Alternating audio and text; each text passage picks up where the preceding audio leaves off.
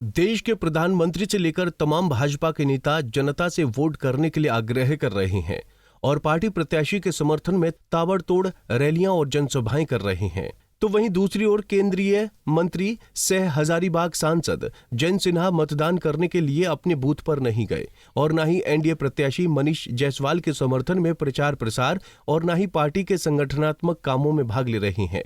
जयंत सिन्हा के इस रवैये से पार्टी खफा है और उन्हें 2 दिन में जवाब देने को कारण बताओ नोटिस जारी कर सवाल पूछा है। साथ ही हजारीबाग लोकसभा सीट से भारतीय जनता पार्टी के प्रत्याशी मनीष जायसवाल को चुनाव में सहयोग नहीं करने पर भी स्पष्टीकरण मांगा है। वहीं बीजेपी प्रदेश प्रवक्ता ने कहा कि जयंत सिन्हा जी का पार्टी के किसी भी कार्य में शिरकत नहीं करने की वजह से उन्हें पार्टी ने जवाब मांगा है।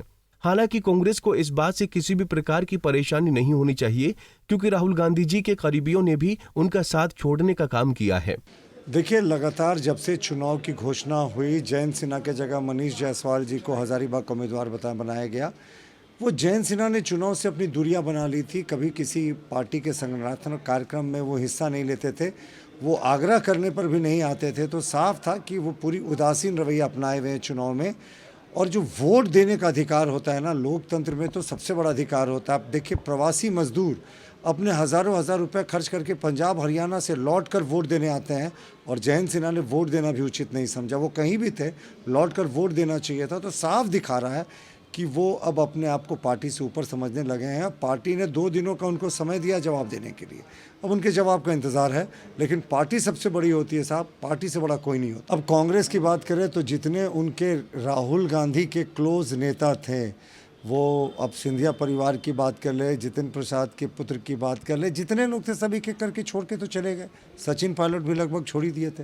तो ये हमारी नाराज़गी से इनको क्या अंतर। हम विश्व की सबसे बड़ी पार्टी हैं, कार्यकर्ता आधारित पार्टी हैं, आना जाना लगा रहता है। कुछ लोग तो ऐसे भी होते हैं हमारे पार्टी में, कब आए कब गए पता भी नहीं चलता। चुनाव में आते हैं, चुनाव में चले जाते हैं। तो ऐसे लोगों को उनके पुराने दल ही मुबारक हो साहब। हमारे यहाँ कार्यकर्ता सर्वोपरि हैं। वहीं इस पर कांग्रेस ने कहा कि मोदी जी 400 पार का अफवाह वाला नारा लगाने का काम कर रहे हैं। उनके ही पार्टी के चहेते उनसे नाखुश हैं तो इस बार उनका सपना अधूरा ही रह जाएगा।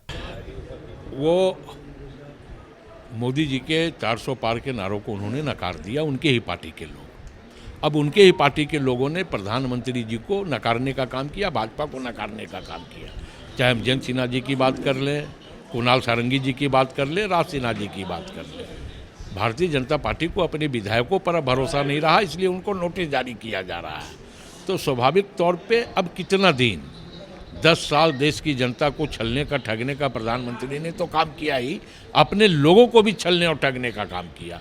परंतु गत्वा इसका यह रिजल्ट है कि अब अपने ही लोग भारतीय जनता पार्टी को छोड़ने पर विवश हो रहे हैं। बहरहाल अब देखने वाली बात होगी कि जयंत सिन्हा कारण बताओ नोटिस का किस तरह से जवाब देते हैं और पार्टी उनके स्पष्टीकरण से कितना संतुष्ट होती है। रांची से आशुतोष सिन्हा की रिपोर्ट।